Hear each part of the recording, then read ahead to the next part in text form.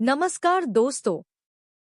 स्वागत है आपका कहानियों का घर में, जहां हर दिन हम आपके लिए लेकर आते हैं एक नई, रोचक और प्रेरणादायक कहानी। आज की कहानी है राजकुमारी संयोगिता और जादुई आईना। एक ऐसी राजकुमारी की जिसकी सुंदरता की मिसाल पूरे राज्य में दी जाती थी, लेकिन उसके घमंड ने उसकी असली पहचान छिपा दी थी। पर क्या हुआ जब एक जादुई आईना ने उसे उसकी सच्ची छवि दिखाई? क्या वह खुद को बदल पाई? चलिए जानते हैं इस अद्भुत कहानी में। कहानी शुरू होती है। सूरजगढ़ की राजकुमारी संयोगिता अपार सुंदरता की धनी थी। उसकी आंखें झील की तरह गहरी थीं, उसके बाल रात के अंधकार जितने काले और रेशमी थे, और उसकी मुस्कान इतनी मोहक थी कि फूल भी शर्म से झुक जाते। लेकिन इस सुंदरता के पीछे एक कठोर सच्चाई थी। वह अत्यंत घमंडी और अभिमानी थी। वह दूसरों का अपमान करने में जरा भी संकोच नहीं करती थी। राजकुमारों के विवाह प्रस्ताव आते, लेकिन वह सबको तिरस्कार से लौटा देती। किसी को उसकी वेशभूषा पसंद नहीं आती, तो किसी की त्वचा का रंग उसे स्वीकार नहीं था। एक दिन महल में एक रहस्यमय ज्योतिषी आया। उसके हाथ में एक आईना था। उसने कहा, राजकुमारी, यह आईना तुम्हारी असली छवि दिखाएगा। संयोगिता हंस पड़ी। मेरा आईना तो मुझे हर दिन मेरी सुंदरता की तारीफ सुनाता है। ज्योतिषी मुस्कुराया और बोला, जब यह आईना तुम्हें सच्चाई दिखाएगा, तब सब कुछ बदल जाएगा। समय बीतता गया। अगली सुबह जब संयोगिता ने आईने में देखा, तो वह चौंक गई। उसके चेहरे पर हल्की सी रेखा थी, जैसे कोई दरार पड़ गई हो। उसने सोचा, यह सिर्फ मेरा भ्रम होगा, लेकिन जैसे जैसे दिन बीते, आईने में दिखने वाली दरारें गहरी होती गईं। उसकी त्वचा मुरझाने लगी, होठों की लाली फीकी पड़ गई, लेकिन यह केवल आईने में दिखता था, वास्तविकता में नहीं। डर के मारे उसने नए नए आईने मंगवाए, लेकिन हर आईने में वही छवि दिखती। आखिरकार उसने खुद को कक्ष में बंद कर लिया। फिर वही ज्योतिषी दोबारा आया। उसने पूछा, अब क्या तुमने सच देख लिया?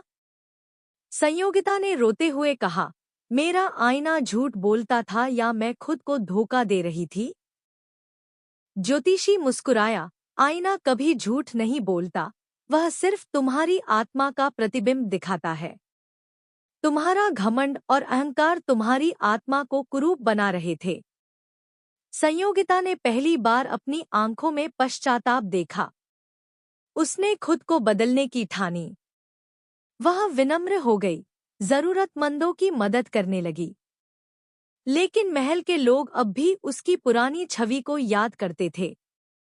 इसी दौरान पड़ोसी राज्य के राजकुमार वीरेंद्र प्रताप का आगमन हुआ। वह अपने न्यायप्रिय स्वभाव के लिए प्रसिद्ध था। उसने राजा से विवाह प्रस्ताव रखा, लेकिन एक शर्त के साथ। मैं संयोगिता से तभी विवाह करूंगा जब वह 3 परीक्षाएं पार करेगी, जो यह साबित करेंगी कि उसका बदलाव सिर्फ दिखावा नहीं, बल्कि हृदय से आया परिवर्तन है। संयोगिता को इस शर्त की जानकारी नहीं थी। पहली परीक्षा, महल के नौकरों को संयोगिता का अपमान करने को कहा गया। तुम अब भी वही घमंडी लड़की हो, रसोइये ने कहा। तुम सिर्फ दिखावा कर रही हो, एक नौकरानी ने तंज कसा।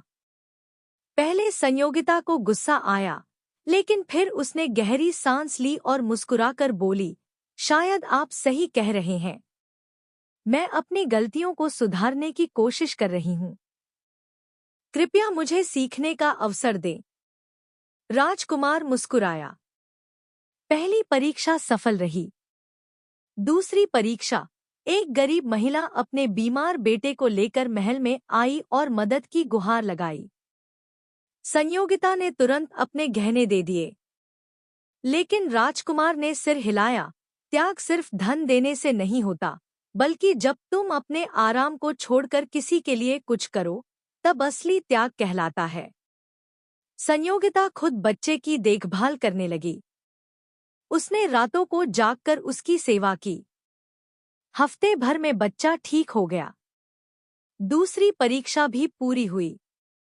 तीसरी परीक्षा, वीरेंद्र प्रताप ने संयोगिता को वही आईना दिया जिसने पहले उसकी विकृत छवि दिखाई थी। अब इसमें क्या दिखता है? उसने पूछा। संयोगिता ने आईने में देखा। पहले तो उसे अपनी सुंदर छवि दिखी, लेकिन फिर उसकी पुरानी खुदगर्ज परछाई उभर आई। इस बार वह डरी नहीं। उसने अपना हाथ आईने पर रखा और कहा, मैं तुमसे भागूंगी नहीं। तुम मेरी ही परछाई हो, लेकिन अब मैं बदल चुकी हूं। तुम हमेशा मेरा हिस्सा रहोगी, ताकि मैं फिर कभी खुद को न भूलूं। आईना चमक उठा और उसकी परछाई गायब हो गई। अब संयोगिता सिर्फ सूरजगढ़ की सुंदर राजकुमारी नहीं थी, बल्कि वह अपने राज्य की सबसे प्रिय और सम्माननीय नेता बन गई थी। इस कहानी से हमें क्या सीख मिलती है? घमंड कभी भी स्थायी नहीं होता। सच्चा सौंदर्य बाहरी नहीं, बल्कि हमारे हृदय में होता है। आत्मबोध और परिवर्तन से जीवन का अंधकार भी रोशनी में बदल सकता है। अगर आपको यह कहानी पसंद आई हो तो वीडियो को लाइक करें। कमेंट में बताएं कि आपको कहानी से क्या सीख मिली। चैनल को सब्सक्राइब करें और रोज नई कहानियों के लिए बेल आइकन दबाएं। मिलते हैं अगली कहानी में, तब तक के लिए धन्यवाद।